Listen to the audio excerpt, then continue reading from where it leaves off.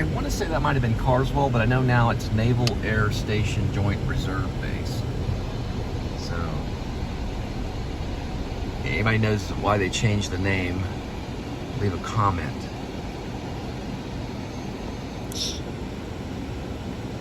It was Air Force, now it's Navy.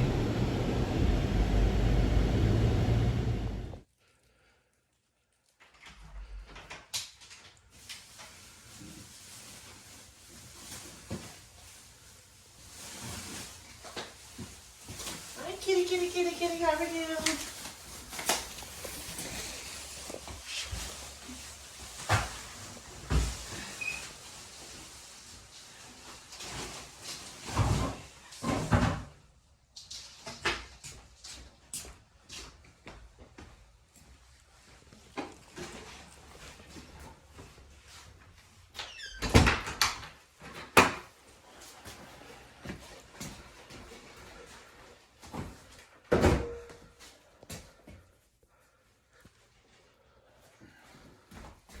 Hi, kitty.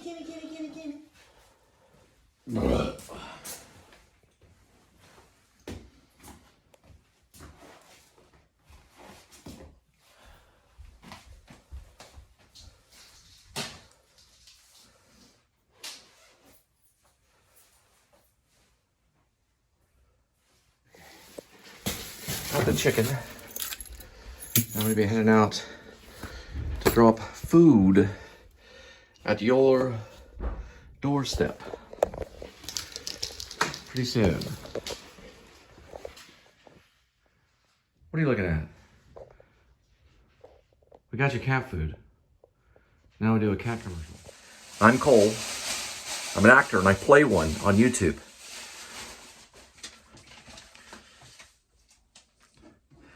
It's really, you say I'm not a doctor, but I play one on television. I'm not a mega iconic movie star, but I play one on YouTube. This is known as Fancy Feast. This is the exact same cat food I ate at the actor's studio doing an exercise. This is my idea. No blame to Bob Lavelle, my teacher. Kemp was Cooper's teacher, as in Bradley Cooper, who played American Sniper. He also, what else he play? He's playing Leonard Bernstein right now. He played something else. Hopefully one day, soon, he'll be playing Grace Lippin in my werewolf movie, alongside of the one and only Gary Oldman. But anyway, what'd you say? You made a noise. What was that? I'm thinking to myself, how many servings? She's thinking about lunch meat. Hopefully, if we get the Dreamcast, be like Bradley Cooper, Jennifer Lawrence is Rainy Love. Let's see, Bradley Cooper is Grace Lippin. I don't know. Gary Oldman is Gerald Oldman III. John Blacksmith will be played by Post Malone. Mark, the Uber driver, maybe Jim Carrey. And then, of course, one of the police officers will be Bob Balaban, across from, hopefully, Will Ferrell, if he takes it. If not, we can always throw John C. Wiley in there. Something like that. We'll find it. The casting directors are great. Now, for the kitty cat. For filmmakers, why use Gary Oldman? He banks the money because, for one thing, the money is worth more in England, and plus, he's a great actor and he's studied at great places. Plus, he's worked with all the greats. Now for Kitty. We're going to see if Kitty likes this Fancy Feast. I'm pretty sure Kitty will. And y'all love... Sorry, thought it was a werewolf. Y'all love the... Possibly me as Grace, too. Anyway, I don't know. I might. Then I could maybe cast Bradley Cooper, St. Patty the Great. We may knock on Brad Pitt's door, too. Anyway. Kitty? Just joking, Brad. We're not going to knock on your door. Brad trained with my first acting teacher, Ken Stilson, who also may play the coach, Dean Stilson. His name is Ken Stilson. He's a famous acting teacher, or he's a well-known acting teacher across the nation. He's written a few books. Anyway, we're going to try out Kitty with this Fancy Feast. I gave you my Dreamcast for Grace. Hopefully I'll remember to say this, you know, in the title. Not a bad cast, right? I could be a heck of a casting director as well. True story about Harvey Keitel. Whenever they were doing Reservoir Dogs, he was kind of the casting director for Reservoir Dogs. He was behind a lot of the casting. So actors do really well as casting directors. Oh, one more thing. Maybe Kitty, if we get it done soon enough, Kitty could play the cat named as Garlane, if you read the script. But the cat, this cat right here is named Edmund Tuxedo Cassavetes. Now for the cat food. Brought to you by Fancy Feast. Trying to think how Gary Oldman would do it.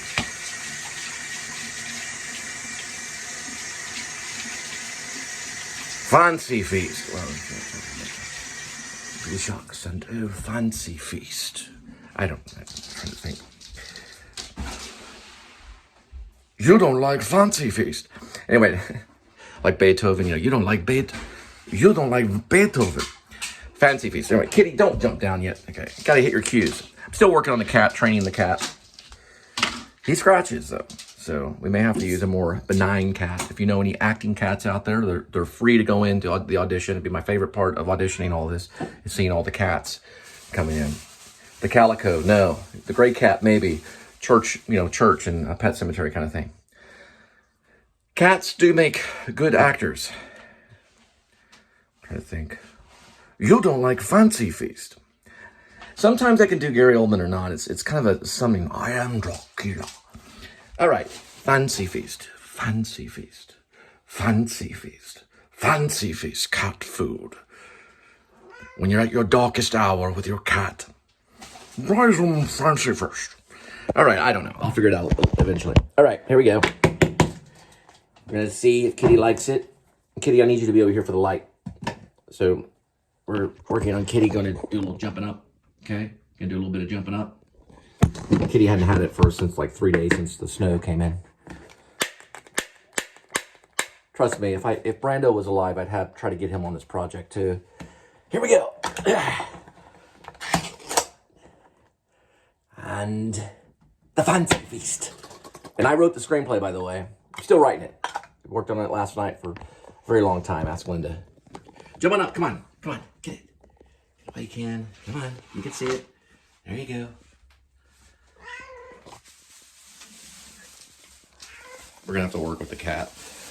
All right, let me get lights in here. Ready? Let's get old Spielberg. And perfect. All right. Here we go. And enjoy, Kitty. It's been a while. Enjoy the cat food, Kitty. Enjoy. Enjoy the cat food, yes. Fancy Feast. It smells so wonderful in your mouth. You eat it up, yum, yum, yum. I love my Fancy Feast. Hey, what's the brand say on the type of Fancy Feast? I'm doing a Fancy Feast cat commercial. What's it say? Fancy Feast. Fish and shrimp feast flaked. The fish and shrimp flaked. The fish floating in your mouth off the palate. Fish and shrimp. Oh, look at Kitty eat. Oh, he loves it. Yes, he does. Yes, he does. Get a better shot there, Kitty. Very good. Very good actor, Kitty. Very good. Little more energy. Very good. That's very good. Chomp it down. Don't spit it out. Very good. Very good. I promise if I direct it, I won't be that annoying. There we go. It's also kind of a comedy, too. There we go, Kitty. Very good. Very good, Kitty. Very good. Linda, also the AD, is in there doing budgeting. The cat is having his food with Fancy Feast. I'm getting ready to drop food at your doorstep.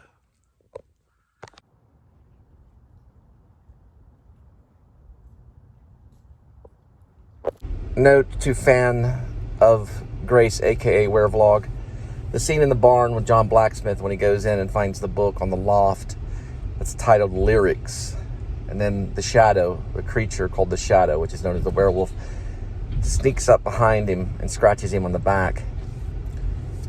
That's when Gerald Oldman III comes in with the silver canister that sprays the liquid silver. And he injures the werewolf, and the werewolf runs off and goes out of the barn. Helps John Blacksmith back to Grace's house. Then another rumble goes down at Grace's house, and John Blacksmith loses his hand. Then later, once Grace realizes what happens, he finds the mystery person frying up his hand in a skillet, who happens to be what's known as the shapeshifter, or the skinwalker. Now, that scene in the barn, I had thought about for a very long time. I was very stumped on how he would get up to the loft or whatever. So I threw on a little PS1 review, or what you say on YouTube. It's a PlayStation 1 playthrough of what's known as Silent Hill. It's a video game. I watched it. They'll probably be able to figure this out if they watch my channel. I gotta look at the 26 servings, 6 days worth. Linda's budgeting. Regardless, Silent Hill is where I got that idea from, on the inside of the barn. I just wanted to make that clear to all the fans from this, from this point on. When I'm going to try to do this movie by vlogging all the writing as much as possible. Now, I think what happens is after the movie, that's when you get quiet. I think you can talk about it, especially as a screenwriter. I've learned that from Paul Schrader, who wrote Taxi Driver. He says, talk to people about your screenplay. Bounce things off other people and ideas. That's what I'm doing with you. Do that. They like that. But after the movie's made, get quiet. And when they ask you about it, look how David Lynch replies to his movies. You want to do about the same. Don't sit there and try to explain everything like a film critic after the movie's done. But as you're working through it, talk it out. And I'm going to try to meditate, too, a few times to get some of Gerald Oldman's monologues and things. Some of the stuff, some of the dream sequence stuff may have come from some of that meditation that David Lynch talks about. So I'm heavily being mentored, I would say, by David Lynch, and this has been going on for quite a bit of time because I met him in person at Inland Empire premiere, talked to him about script writing for some unknown reason. I was still writing scripts. He probably figured that by looking at me. He said, everything is scripted. He was talking to a screenwriter when he said that. I don't know about Inland Empire, but it probably was scripted in some form or fashion. I'd like to read that screenplay myself. So what gives me a lot of hope in screenwriting is David Lynch, and also in filmmaking too, because he doesn't follow any of the rules. He doesn't care about your opinion. He makes it for himself, and that's what makes him genius. So we're going to go in that direction.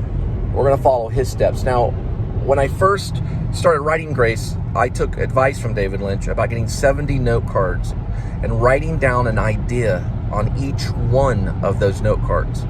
That's how Grace formed into a screenplay. Grace, aka Werevlog. Those original note cards are somewhere to be found. But once it took its form, I could move over to the screenplay. I think this is the right way. Probably meditation was in there somewhere. But what Lynch does is he meditates and he finds this whole well of almost like enlightenment. Then the ideas are there, and he says it's limitless. It goes on and on and on in this meditation.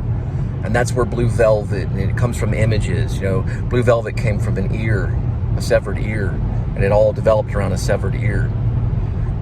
So the image comes first. I would say with Grace, it probably maybe was a fighting film until I saw this tattoo. And the tattoo was on one of the fighters. And the tattoo was a moon circle with zigzags going through the moon. Very, very simple. Not complex at all. Very simple tattoo. Nothing fancy. A circle like a moon, and these zigzags almost like lightning bolts going through this round circle. A very symbolic symbol.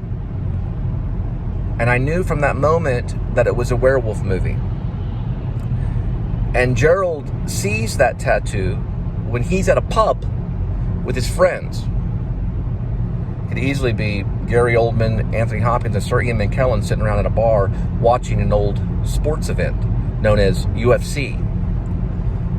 And all of a sudden, in this conversation, which they could probably improv a lot of it, they're all geniuses, he starts to squint. I see Gary Oldman squinting.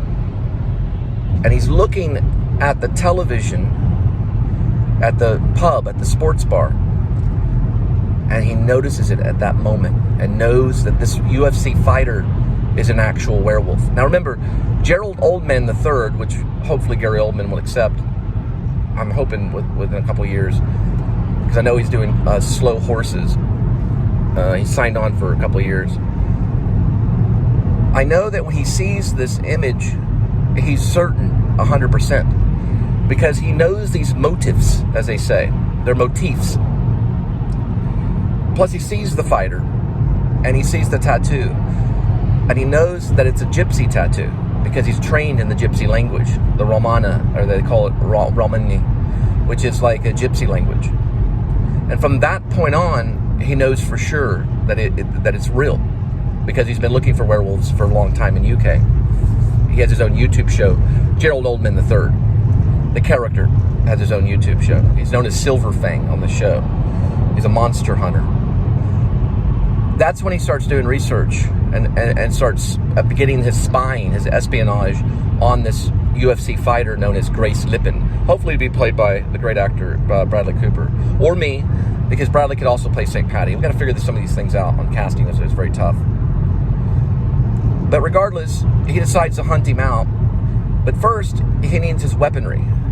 Now, I take this back from Pilgrim's Progress, because Christian has to get equipped at the House Beautiful before he fights Apollyon. So Gerald Oldman III has to fly to Oregon, Portland, Oregon, to get equipped, to get the silver weaponry from a person known as John Blacksmith, who's a blacksmith.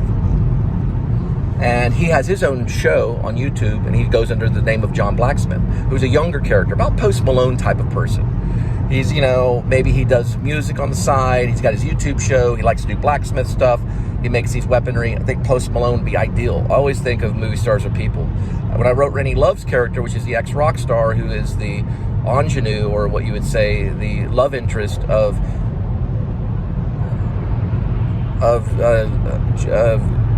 Grace Lippen, the fighter, I thought of course, Linda. But she's had like maybe a drinking problem in her past, all this kind of craziness. And she wears this symbol around her neck, which is a symbol for plentiful crops.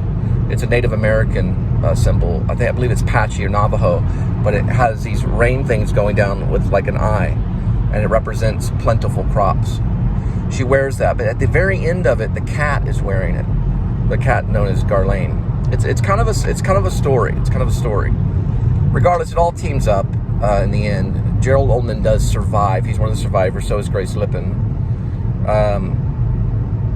They probably more survive than you think, because this is also building up to a sequel. It opens, the whole movie opens, if you read the script, in Marfa, Texas, which is way out west where they shot The Giant with James Dean.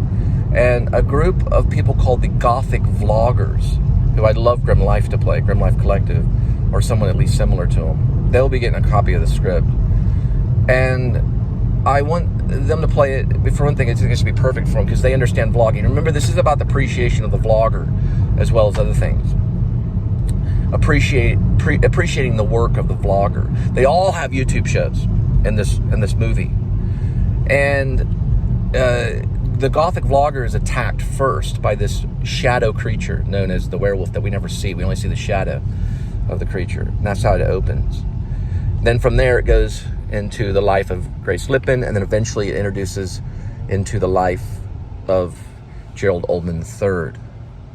The reason why you want to talk about it is because you want to know these people like you would know friends, like you would know anybody.